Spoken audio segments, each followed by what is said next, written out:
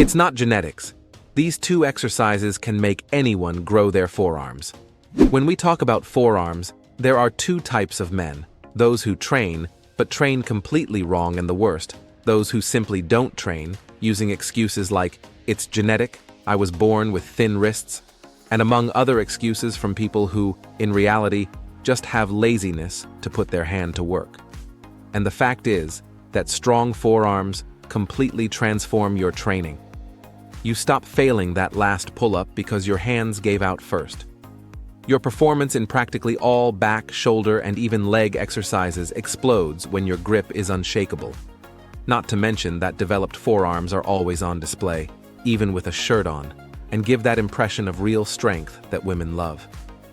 Before we start, please tell us through the comments your name and the city where you're watching our content from. We'd love to know. Most people fail to develop forearms simply because they don't understand how this muscle group works. You can't efficiently train something you don't know, and that's exactly why so many guys get stuck in this area. Let's simplify forearm anatomy so you know exactly what you need to target. The wrist flexors form the ventral portion of your forearm, that bottom part that's visible when you turn your palm up. These muscles are responsible for flexing the wrist, bringing the palm toward the forearm, and also assist in finger flexion. When you squeeze something hard or hold a bar during a straight curl, it's the flexors working intensely. They include the flexor carpi radialis, flexor carpi ulnaris, and the palmaris longus. Strengthening this musculature not only increases volume in the region, but guarantees a firmer grip in all pulling exercises. The wrist extensors occupy the dorsal portion, the top part of the forearm that's exposed when your palm is facing down. Their function is exactly opposite to the flexors. They extend the wrist, lifting the back of the hand toward the forearm. The main ones are the extensor, carpi radialis longus and brevis, and the extensor carpi ulnaris.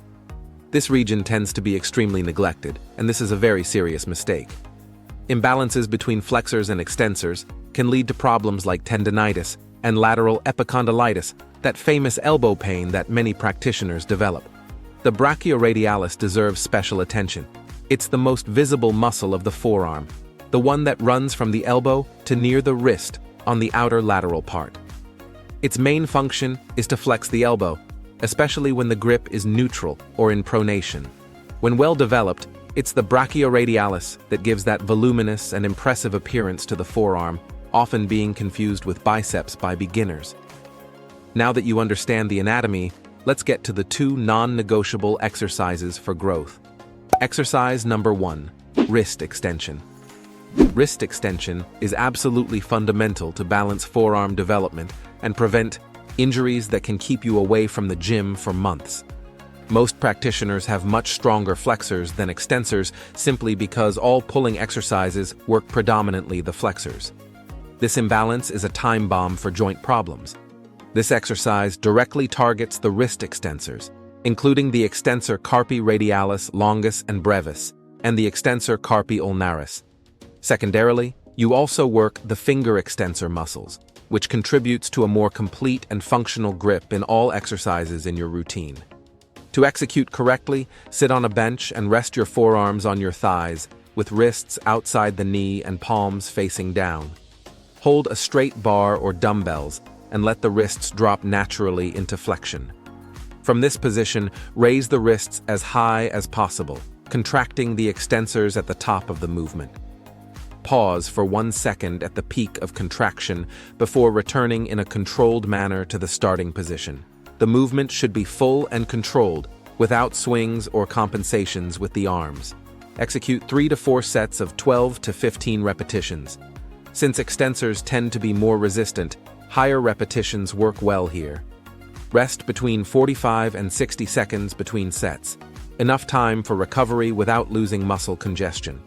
The most common errors include using excessive load, which reduces range of motion and leads to compensations with the elbow and shoulder. Another error is executing the movement in a fast and explosive way, taking all tension off the target muscle. Remember, forearms respond better to controlled movements and with adequate time under tension. Also, avoid letting the elbows come out of the supported position, as this activates unnecessary muscles. As for contraindications, people with acute lateral epicondylitis, known as tennis elbow, should avoid this exercise until they resolve the inflammation. Those who have wrist tendinitis also need caution and should start with smaller ranges of motion and very light loads, progressing gradually as tolerance increases. Exercise number 2. Wrist curl. The wrist curl is the king exercise for building mass in the forearm flexors. If you want those dense and voluminous forearms that draw attention, this movement is absolutely non-negotiable in your arsenal. It's simple, direct, and incredibly effective when executed with correct technique. Before we continue, don't forget to subscribe to the channel. Having constant access to science-based information is what will make you progress with health in the long term in the world of bodybuilding. This exercise intensely works all wrist flexors, including the flexor carpi radialis, flexor carpi ulnaris, and the palmaris longus. Additionally, it recruits the deep and superficial finger flexors, building impressive grip strength that will transfer to all your lifts. To execute correctly, the position is similar to wrist extension, but inverted. Sit on a bench. Rest your forearms on your thighs with wrists outside the knees, but this time with palms facing up. Hold a bar or dumbbells and let the wrists descend completely, allowing the fingers to almost release the weight. This maximum stretch phase is crucial. From there, flex the wrists to the maximum, curling them toward the forearms while squeezing the weight hard. At the top, contract intensely for 1 second before returning in a controlled manner. An advanced technique that works exceptionally well here is to let the bar roll slightly to the fingertips in the negative phase, then curl the fingers back before flexing the wrist. This drastically increases range of motion and muscle recruitment. Try this variation when you've already mastered the basic execution. Execute 3 to 4 sets of 10 to 15 repetitions. Flexors respond well to this rep range with adequate time under tension. Rest 60 seconds between sets, allowing sufficient recovery without letting the muscle cool down completely. The errors you need to avoid include using the biceps to assist the movement. Your forearms should remain completely rested on your thighs throughout the execution. Another common error is not going to full range of motion, both in the stretch and in the contraction. Half the benefit comes from this full range of motion. Also, avoid using loads that make you lose control of the weight, transforming the exercise into an uncontrolled swing. Contraindications include wrist flexor tendinitis, carpal tunnel syndrome in acute phase, and recent injuries to the fingers or wrist. If you feel tingling in your fingers during or after the exercise, stop immediately and consult a professional, as it may be a sign of nerve compression. These are complementary exercises to the main protocol that, if you choose to include them, can bring even more significant benefits not only for the forearms, but for general muscle development and body functionality. Bonus exercise number 1. Reverse curl. The reverse curl is an absolutely fantastic exercise that kills 2 birds with 1 stone. It develops the forearm extensors while working biceps and brachialis from a different angle. It's a movement that should be in the routine of absolutely every serious bodybuilding practitioner. This exercise primarily targets the brachioradialis, which, as you already know, is the most visible muscle of the forearm. Secondarily, it works the wrist extensors, the brachialis that lies under the biceps, and even the biceps itself, although to a lesser degree due to the pronated grip. This unique combination makes it an extremely efficient exercise in terms of time. The most common errors include using excessive load, which leads to compensations with the shoulders and trunk swing. Keep the movement strict, with only the forearms moving. Another error is allowing the wrists to flex during the movement, taking all tension off the extensors and brachioradialis. Keep the wrists firm and neutral from start to finish. Also avoid opening the elbows, keeping them always close to the body. To execute correctly, stand holding a straight bar with pronated grip, that is, palms facing down. Hands should be shoulder width apart and elbows glued to the torso. Starting with arms extended, flex the elbows, bringing the bar toward the shoulders, keeping the wrists firm and aligned throughout the movement. At the top, Pause briefly before returning in a controlled manner to the starting position. The pronated grip is what differentiates this exercise from the traditional straight curl and shifts the work to the forearm muscles. Execute 3 sets of 8 to 12 repetitions. Since this exercise involves multiple muscle groups, you can use loads a bit heavier than in isolated wrist movements, but always prioritizing form. Rest 60 to 90 seconds between sets. As for contraindications, people with severe lateral epicondylitis may feel discomfort and should avoid or use very light loads. Those who have shoulder problems should also be cautious, as compensations can worsen the condition. If you feel pain in the elbow during the movement, reduce the load immediately. Bonus exercise number 2, Farmer's Walk. The Farmer's Walk is probably the most underestimated exercise in all of bodybuilding. It seems too simple to be effective, but make no mistake, this movement builds functional strength, brutal grip, and steel forearms in a way that few exercises can replicate. This exercise works the forearm flexors in an intense isometric way, since you need to hold heavy weights for prolonged time. Additionally, it recruits trapezius, complete core, quadriceps, glutes, and practically all the body's stabilizers. It's a full-body exercise disguised as a forearm workout, and the benefits for grip strength are monumental. To execute correctly, grab heavy dumbbells or kettlebells, one in each hand, and let your arms hang extended at your sides. Keep the core contracted, chest up, and shoulders back. Simply walk in a straight line for a determined distance, maintaining upright posture and weights firm. The key here is to really challenge your grip with significant loads, not stroll with light weights. Execute 3 to 4 sets walking for 65 to 100 feet or holding for 30 to 45 seconds in the static version. Use the heaviest load you can hold for the complete distance. Rest 90 to 120 seconds between sets, as this exercise is extremely demanding systemically. The main errors include rounding the spine, especially when the grip starts to fail. If you feel you're going to drop the weights, place them on the floor safely. Don't force poor posture. Another error is using weights too light that don't adequately challenge your grip. This exercise only works when you're genuinely struggling to hold the weights. Also avoid walking too fast. This takes tension off the stabilizer muscles. Contraindications include acute lumbar injuries, untreated herniated discs, and severe shoulder problems. If you have a history of back injury, start with conservative loads and focus obsessively on perfect posture.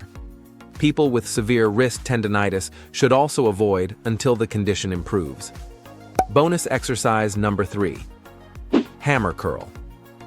The hammer curl is a fantastic exercise that many already know for biceps, but few understand how valuable it is specifically for brachioradialis development. It's a movement that combines the best of both worlds, builds bigger arms while intensely strengthening the forearms. This exercise primarily targets the brachioradialis and brachialis with secondary work of the biceps. The neutral grip, with thumbs pointing up, is the secret that places the brachioradialis in maximum mechanical advantage position. You also work the grip muscles intensely by holding the dumbbells throughout the movement. To execute correctly, stand with a dumbbell in each hand, arms extended at your sides and palms facing each other. Maintaining this neutral grip and elbows glued to the torso, flex the elbows, bringing the dumbbells toward the shoulders. The movement should be controlled both on the way up and down. Keep the wrists firm and neutral, avoiding any rotation during execution. Execute 3 sets of 10 to 12 repetitions.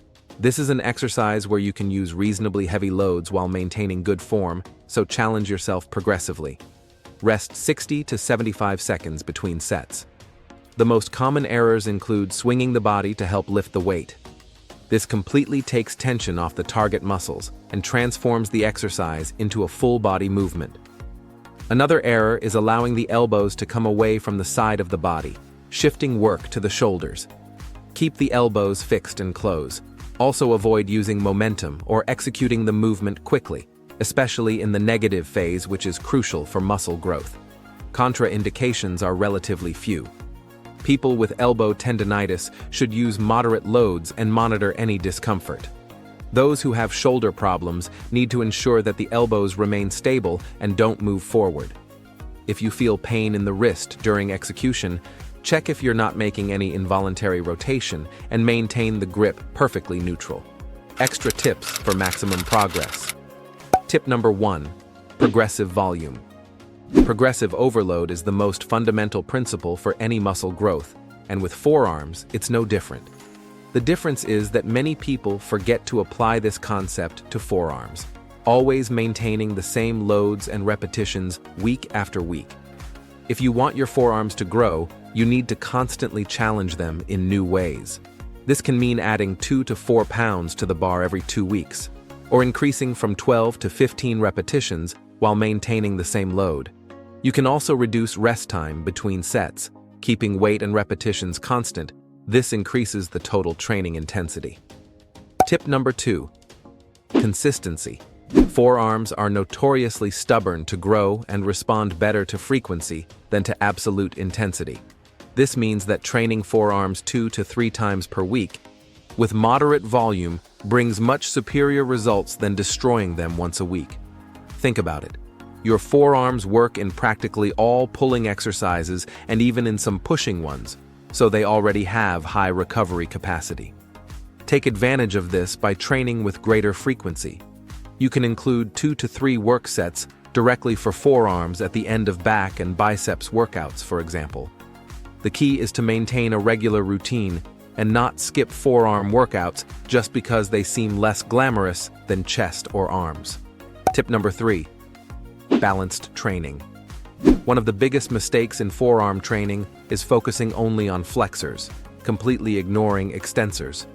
This creates muscular imbalances that not only harm aesthetics, making your forearms look disproportional, but also drastically increase the risk of injuries like epicondylitis. For every set of wrist curls you do, you should do at least 1 set of wrist extensions. Ideally, you should even give a bit more attention to extensors, since they tend to be naturally weaker and less worked indirectly. Also, don't forget the brachioradialis, which is the most visible muscle of the forearm. Including movements like reverse curl and hammer curl ensures you're attacking all portions. Tip number 4. Use of creatine. Creatine is the most studied and proven effective supplement for muscle hypertrophy, and its benefits extend to all muscles of the body, including forearms. It works by increasing phosphocreatine stores in muscle cells, which allows greater production of ATP, the body's energy currency. In practice, this means you can execute more repetitions with the same load, or use heavier loads while maintaining repetitions, both scenarios that lead to greater hypertrophic stimulus. For forearms specifically, which respond well to high volumes and time under tension, creatine can make a significant difference in your ability to maintain intensity throughout multiple sets. The recommended dosage is 3 to 5 grams per day, every day, regardless of whether it's a training day or not. And if you want to know the 10 effects that happen to your body when you start taking creatine, we have a video appearing right now on the screen showing each one of them better. Don't miss it.